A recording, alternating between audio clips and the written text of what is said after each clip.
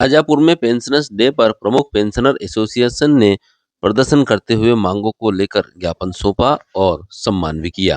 प्रमुख pensioner association जिला शाखा शाजापुर के द्वारा 17 दिसंबर को पेंशनर डे के उपलक्ष्य में शाजापुर जिला मुख्यालय के समस्त पेंशनर कलेक्टर कार्यालय पहुंचे और सभी विभागों से सेवानिवृत्त हुए सैकड़ों पेंशनर एकत्रित हुए, नारेबाजी करते हुए मांगों को लेकर ज्ञापन सौंपा। यह कार्यक्रम जिलाध्यक्ष रघु सिंह पंवार के नेतृत्व में आयोजित किया गया।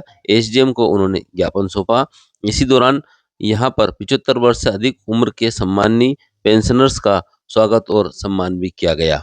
शाजापुर जिला मुख्यालय की यह तस्वीरें हैं। यहाँ पर विभिन्न मांगों को लेकर प्रमुख पेंशनर एसोसिएशन के द्वारा ज्ञापन सौंपा गया। इस दौरान प्रमुख पेंशनर एसोसिएशन के प्रमुख पदाधिकारी और पेंशनर्स मौजूद रहे।